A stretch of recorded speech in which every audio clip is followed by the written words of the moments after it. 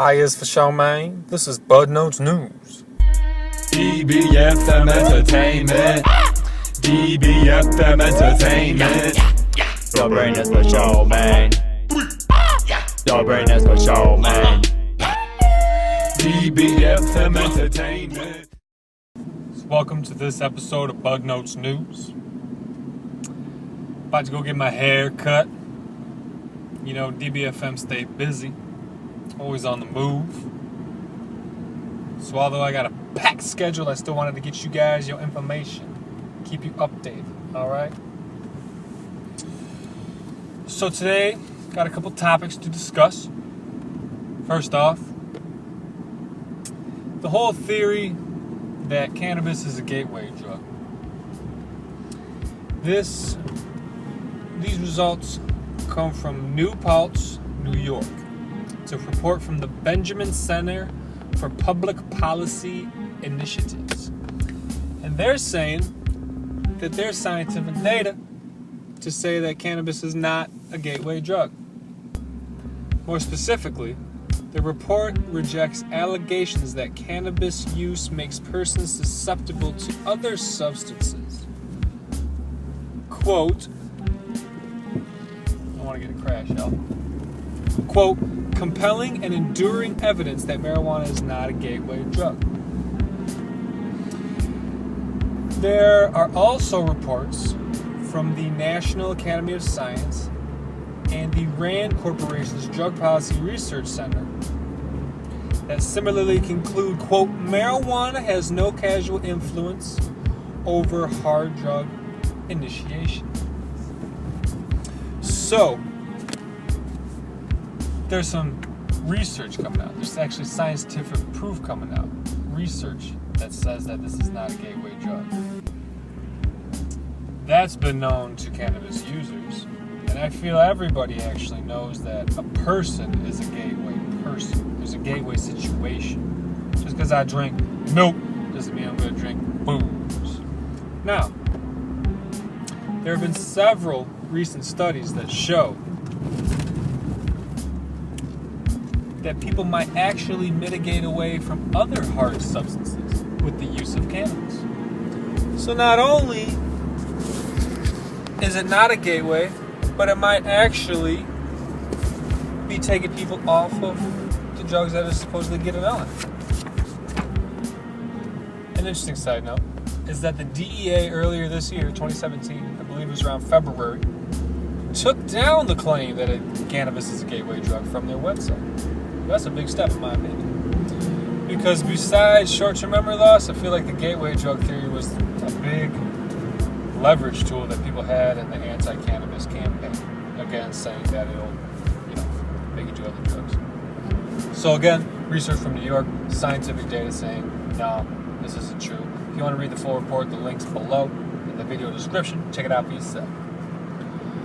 Next topic comes from Boston, Massachusetts. Things going on the East Coast, y'all. It's about field sobriety tests. You know when you get pulled over by the police while you're driving, they do the finger in the eye, walk the straight line, whatever. Say the alphabet backwards, whatever they do. Massachusetts Federal Judicial Court, Supreme Court, says that the standard roadside field sobriety test is not a reliable indicator for cannabis impairment. So you can still use it. Basically, they said if someone is an expert, a trained expert, to be able to detect whether someone is impaired on cannabis, then they could use the field sobriety test as part of their merit, but not as the end-all, be-all. And according to the court, there is no such knowledge, this is quoted, no such knowledge exists as to the physical or mental effects of marijuana consumption, which vary greatly from individual to individual. Close quote. Which is true. I know people who have hallucinated on cannabis. I never have. I smoked a lot of weed. I've never freaked out. A lot of people chill. A lot of people laugh.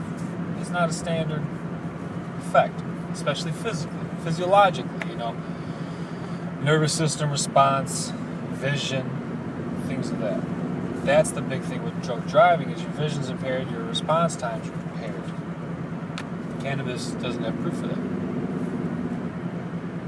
A big determining factor for this court in Massachusetts was that, quote, these studies produce mixed results. We are not persuaded, close quote.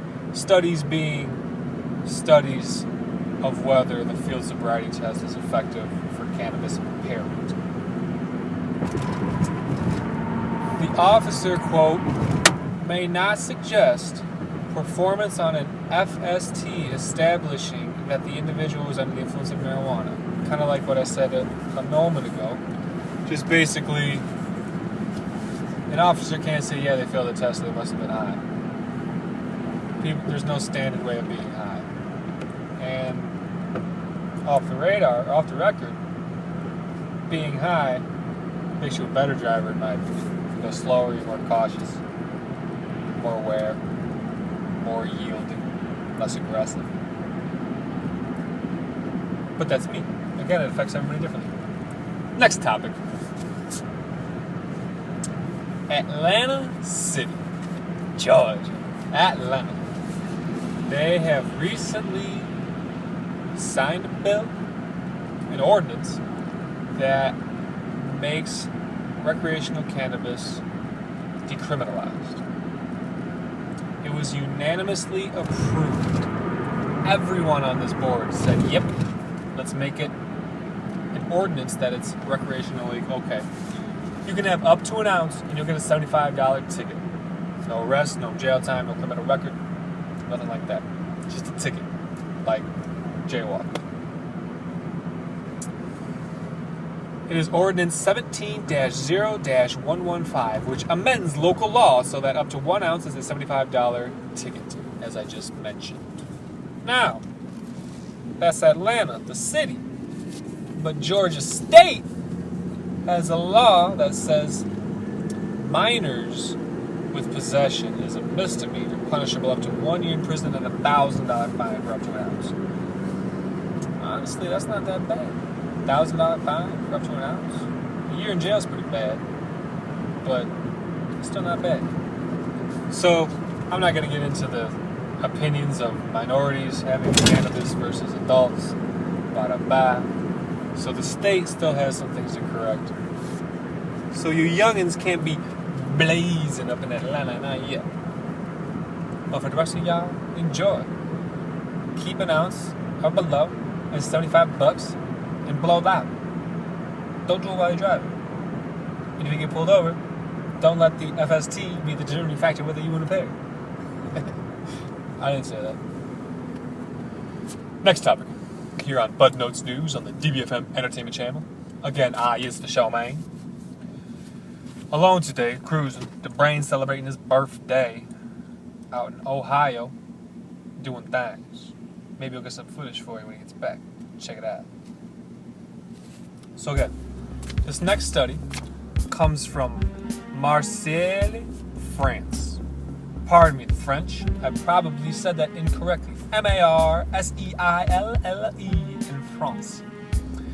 Basically saying that cannabis may be protective against liver disease in subjects infected with both hepatitis C and HIV. Now this is a very interesting study in my opinion. You have to have HIV and hepatitis C. And this is saying that cannabis may protect your liver. Now, it's from the Journal of Viral Hepatitis. It assessed the relationship between daily cannabis use and the prevalence of steatosis among 883 subjects. Quote, daily cannabis use independently associated with a reduced prevalence of steatosis. Close quote. That's a great thing in my opinion. 2013 study showed that cannabis exposure was not associated with liver disease progression. So that doesn't necessarily say that it makes the liver disease better, but it is saying that people who smoke bud doesn't make their liver disease worse. Now, my big thing with this magnificent abilities of cannabis, more specifically of cannabidiols and terpenes, cannabinoids and terpenes is that it regulates the endocannabinoid system and or the homeostasis of an individual. Homeostasis is key. When things are balanced, when things are centered, when things are in homeostasis, disease literally cannot manifest. So it seems like the cure for everything is homeostasis. Cannabis balances, helps regulate the endocannabinoid system, which is the largest system in the body that we know about that controls homeostasis. So that's just a simple explanation to me as to why cannabis is so incredible. It's not just some mystical, magical, it makes you feel good, it's good for it. No, it's literally, it helped us discover the ECS. Go back to a couple episodes and check that out on Blood Notes News. Or just hit up the Google, it's got plenty of info on the ECS. Check it out. There's a 2015 study that reported that HIV and HCV patients who use cannabis were less likely to resist insulin, trying to get their treatment, trying to heal themselves using insulin. And some of the subjects were rejecting it, their bodies were rejecting it. And people who use cannabis, I guess, took the insulin. I'm not sure why with that one, but they did, and that's great. Thanks for the news, France. But we're not done. Patients frequently reported using cannabis for disease symptoms, as well as medicinal side effects, prescription medicine. So you get side effects from these prescriptions you're given for your disease, and cannabis helps those side effects. Cannabis also helps the disease symptoms directly. So you got liver disease, pain, smoke a little bud. Sorry, there's some booty walking by. Smoke a little bud, take your pills that don't help as much as the cannabis does anyway. You get sick from the pills, you smoke bud to make you feel better. Again, homeostasis, cannabinoids, that's all it is. It's not getting high. It's supplementing your endocannabinoid system. Trademark that. So, that's all on liver disease in France. Again, this cannabis is an amazing thing. Thank you, France, for the information. Last topic on our little cruise of Bud Notes News today with Vishal May is up in Alaska. The voters have decided against municipal marijuana bans. This is in Anchorage, Alaska. Now, I've read of this a lot myself. States approve it. You got smaller regions of a state. Counties, towns, neighborhoods, streets. You know what I mean? It keeps getting smaller.